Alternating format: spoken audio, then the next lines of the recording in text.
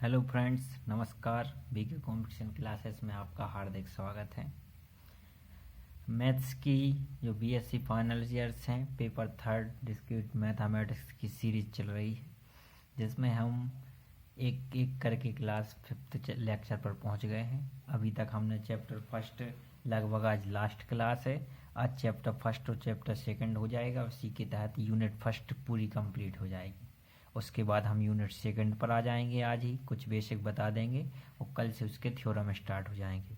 तो आज ये लास्ट क्लास है यूनिट फर्स्ट की और चैप्टर सेकंड की।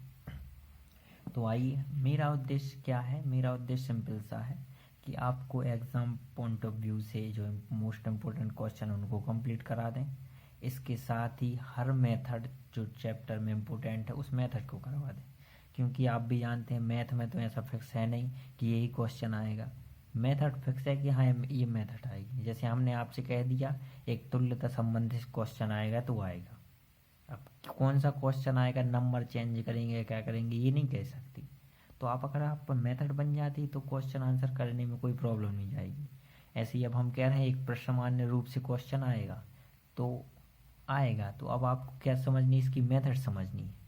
और जो जो टाइप है, हम टाइप के एक एक क्वेश्चन बता दे रहे हैं, क्योंकि जिससे लंबा ना खींचे वीडियो। एक एक क्वेश्चन बता देंगे, हर टाइप के बेसिस समझा दे रहे हैं। उसके आधार पर अकॉर्डिंग आप करते जाइए। थोड़ी प्रैक्टिस आप करिए, थोड़ी मेहनत हम कर रहे हैं। ठीक है, तो स्टार्ट करते हैं। नॉर्मल क्वेश्चन लिया है फर्स्ट क्वेश्चन। इसके बाद हमको एक चीज़ समझानी है जिससे आपको ये कॉन्सेप्ट क्लियर हो जाए, इसलिए एक नॉर्मल क्वेश्चन फर्स्ट लिया है। क्वेश्चन सिंपल सा है कि दो चरों के पूर्ण वियोजनीय प्रश्नमान्य रूप को लिखो तथा सिद्ध करो कि इसका मान क्या होता है, एक होता है। इसमें कहा है दो चर लीजिए।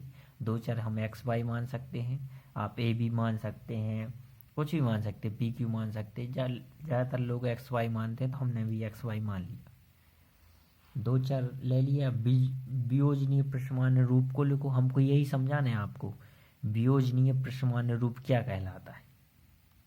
ठीक है, रूप को लिखो तथा सिद्ध करो कि इसका मान एक होता है।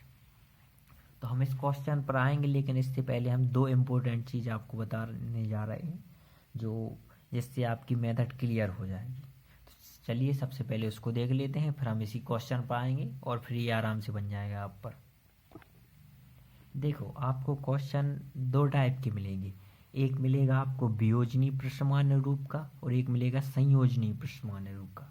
तो ये आपको क्वेश्चन में दिया होगा कि वियोजनीय प्रश्नमान्य करना कि संयोजनीय प्रश्नमान्य करना। ठीक है, हमने दोनों के एग्जाम्पल दे दिए हैं, करवा दिए हैं क्वेश्चन, तो आप पर बन जाएंगे। लेकिन पहले समझिए, वियोजनीय प्रश्नमान्य में क्या होता है, दोनों के बीच में मल्टीपल होता है, लेकिन उसके बाद जो दूसरा स्टेप होगा, जो दूसरा पद होगा, उसके बीच में किसका चिन्ह होगा, प्लस का चिन्ह होगा। जैसे एक प्रकार से कहें हम कि दो संख्या उनके बीच गुणा है, लेकिन और उसके आगे की दो संख्या उनके बीच गुणा है, लेकिन दोनों संख्याओं के बीच में कौन सा चिन्ह है, प्लस का चिन्ह है। तो बेसिक मतलब ये है कि दो संख्या आगे हैं, दो संख्या पीछे, उनके बीच में मल्टीपल होगा, लेकिन उन दोनों के बीच में क्या होगा, प्लस का चिन्ह होगा। जैसे हमने कह दिया पहली संख्या ए बी है और एक संख्या सी डी है, तो इनके बीच में क्या है, इनटू मल्टीपल का चिन्ह है, लेकिन इन दोनों के बीच में किसका चिन्ह होगा, प्लस का चिन्ह। इन दोनों के बीच में मल्टीपल और इन दोनों के बीच में प्लस का चिन्ह। तो ये कहलाता है वियोजनीय प्रश्नमान्य रूप। जैसे देखिए, दो चर का वियोजनीय प्रश्नमान्य रूप क्या होगा, एक्स इंटू वाई, इन दोनों के बीच किसका चिन्ह है, इंटू का, प्लस, ये बीच में प्लस का चिन्ह लगेगा। फिर x dash into y plus x dash into y dash plus x into y dash. देखिए, वियोजनीय प्रश्नमान्य रूप में मतलब आपको वियोजन करना है, अलग अलग डिवाइड में बांटना है। तो कैसे बांटेंगे, पहले नंबर दोनों स्वतंत्र है, किसी पर डैश नहीं है, तो एक्स वाई आ गया। ठीक है, फिर एक्स पर डैश आ गया, वाई स्वतंत्र रहा। उसके बाद एक्स पर भी डैश आ गया, वाई पर भी डैश आ गया। अब एक्स स्वतंत्र रहा, वाई पर डैश आ गया। तो आपको देख लेना, एक होगा किसी पर डैश नहीं होगा, एक बार में एक चर पर डैश होगा, दूसरी बार में दूसरे चर पर डैश होगा और तीसरी बार में दोनों चरों पर डैश होगा। तो ये क्या है, वियोजनीय प्रश्नमान्य रूप। अब आपको आ जाए दो चरों का वियोजनीय प्रश्नमान्य रूप बताइए, तो आप बता सकते हैं एक्स वाई का। X y plus x dash y plus x dash y dash plus x y dash. ठीक है, अब देखिए संयोजनी प्रसमान इसी का बिल्कुल अपोजिट। इसमें क्या था, दोनों के बीच में इंटू था वियोजनी में, और दोनों के बीच में क्या था, प्लस का चिन्ह था। ठीक है, लेकिन इसमें क्या है, दोनों के बीच में प्लस का चिन्ह है, इन दोनों के बीच में, लेकिन दो पदों के बीच में किसका चिन्ह है, इंटू का चिन्ह। देखिए यहाँ x by x into y था, यहाँ पर क्या आ गया, एक्स प्लस वाई आ गया। ठीक है, अब यहाँ प्लस था तो इंटू आ गया, ये संयोजनी प्रसमान्य। या एक्स डैश इंटू वाई था तो यहाँ एक्स डैश प्लस वाई आ गया, into x y dash into x dash y dash.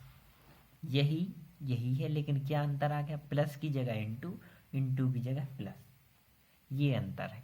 ठीक है, तो आपको ध्यान रखना है संयोजनी प्रसमान्य में बीच में इंटू रहता है और वियोजनी प्रसमान्य में क्या रहता है, प्लस। तो इसको आप नोट डाउन कर लीजिएगा। अब हम चलते हैं अपने क्वेश्चन पर, अब आपको अच्छे से बन जाएंगे।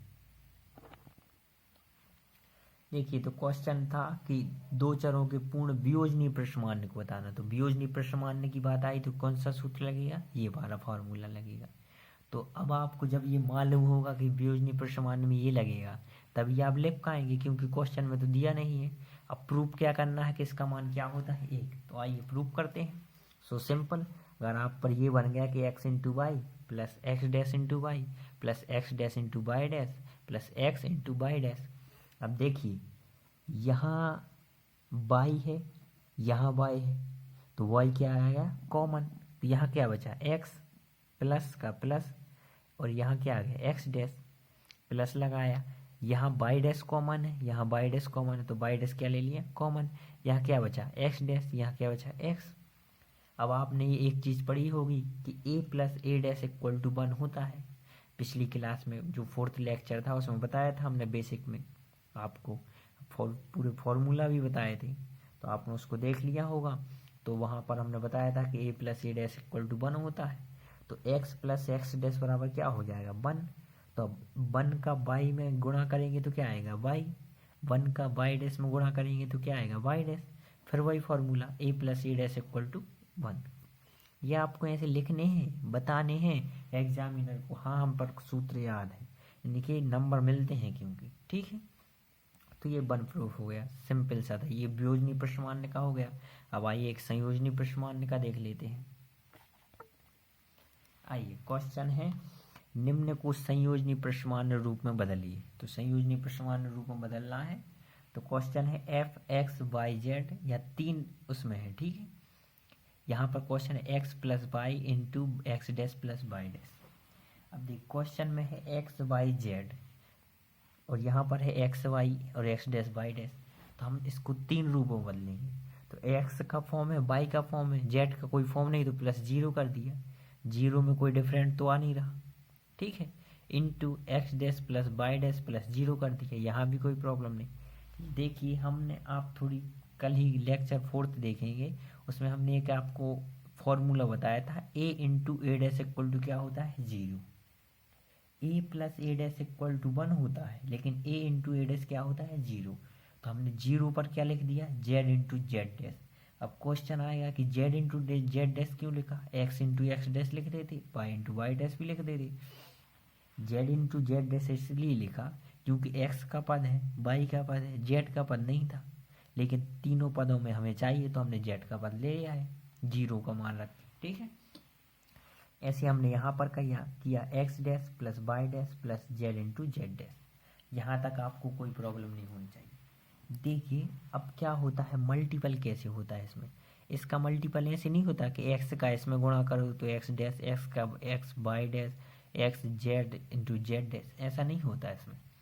इसमें सिंपल सा क्या होता है, जैसे 2 पद है, ये सिंगल में है, ये सिंगल में है, डबल में है, लेकिन बीच में क्या लगा है, इंटू।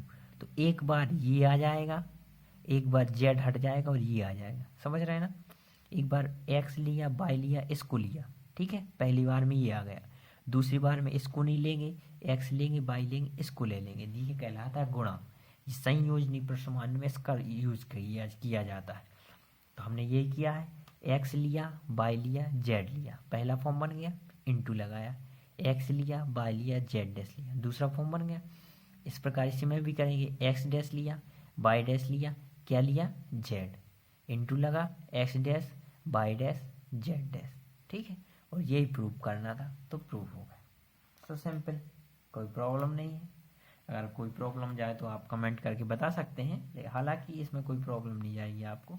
तो आपको याद क्या रखना है कि वियोजनी प्रश्नमान्य और संयोजनी प्रश्नमान्य क्या कहलाते हैं, ठीक है। तो इस तरह लगभग 5 लेक्चर में हमने इस क्लास को मतलब यूनिट फर्स्ट को कंप्लीट कर दिया है। तुल्यता नियम और प्रश्नमान्य रूप में से क्वेश्चन आएगा, तो आप उनको अच्छे से कर लीजिएगा। अब हम यूनिट सेकंड पर चलते हैं और आज ही थोड़ा इसका बेसिक बता देते हैं और कल से इसके क्वेश्चन करने लगेंगे। तो आइए यूनिट सेकंड पर चलते हैं। अब हम आ गए हैं यूनिट सेकंड पर। देखिए, अगर आपने हमारी फर्स्ट क्लास को अच्छे से देखा होगा, लेक्चर नंबर फर्स्ट को, तो यूनिट फर्स्ट कंप्लीट हो गई आपकी उससे, तुल्यता संबंध से, और यूनिट सेकंड भी कंप्लीट हो जाएगी। कैसे हो जाएगी? क्योंकि उसमें था तुल्यता संबंध और इसमें क्या है, आंशिक क्रम संबंध। सिस्टम वही है, कुछ चीज़ें बदली हैं, लेकिन अगर आपने लेक्चर फर्स्ट को देखा है, लेक्चर सेकंड को देखा है, तो वही बेसिक इसमें काम करेगा। तो इसमें थोड़ा सा बेसिक और जान लीजिए, ज़्यादा कुछ नहीं, हालांकि जो समझाया था वही है, तो ज़्यादा टाइम भी नहीं लगेगा। तो देखिए, यूनिट सेकंड का नाम है define partial order relation. Partial का मतलब क्या होता है, आंशिक, ऑर्डर मतलब क्रम, रिलेशन मतलब संबंध। तो डिफाइन करना है, तो डिफाइन कर देते हैं हम। किसी संबंध आर के किसी समुच्चय पर को आंशिक क्रम संबंध कहेंगे। कोई समुच्चय है, उसमें कोई संबंध आर है, वो आंशिक क्रम संबंध कब कहलाएगा? अगर निम्न गुणधर्म संतुष्ट करे। तो हमने वहां पर देखा था सौतुल्य, सम्मित और संक्रमक। यहाँ हम क्या देख रहे हैं, सौतुल्यता, सम्मितता नहीं है, यहाँ पर क्या है, प्रतिसम्मितता है, ठीक है, इसको ध्यान रखना। और यहाँ पर क्या है, संक्रमकता, ये सेम। तो हमने बताया था सौतुल्य मतलब स्वयं से तुल्य ना होनी चाहिए, मतलब ए बराबर क्या होना चाहिए, ए, अर्थात ए रिलेटेड टू ए आएगा यहाँ पर, a epsilon r for every. ये देखिए, जो ये सब V1 के क्रॉस लगा है, इसको इंग्लिश में पढ़ते हैं फॉर एवरी। फॉर एवरी ए, ये जो साइन है इसको कहते हैं epsilon, A epsilon A. Epsilon का मतलब होता है अवयव, ठीक है। प्रतिसम्मितता में देखते हैं, प्रतिसम्मितता वही सम्मितता जैसा, A related to B then B related to A, then prove करेंगे हम ए इक्वल टू क्या है, बी। वहाँ प्रूव करते थे A related to B and B related to A, यहाँ ये भी प्रूव करेंगे ए बराबर क्या है, बी है, ठीक है। और लास्ट देखते हैं थर्ड है संक्रमकता। संक्रमकता में क्या है, ए रिलेटेड टू बी व b related to c, then a related to c, a b epsilon r, b c epsilon r, then a c is also epsilon r. तो ये क्या है, आंशिक क्रम संबंध। तो इस प्रकार आज से हमने यूनिट सेकंड स्टार्ट कर दी। कोशिश कर रहे हैं कि आपको समझ में आए, इस प्रकार नोट्स बना रहे हैं कि आपको प्रॉब्लम ना जाए। लेकिन अगर कोई प्रॉब्लम जाती हो तो आप कमेंट करके बताइएगा। और अगर वीडियो अच्छी लग रही हो और आप चाहें तो इसी प्रकार कंटिन्यू करें और अदर सब्जेक्ट की चाहिए हो वीडियो, तो आप ज़रूर कमेंट करें। Thank you so much.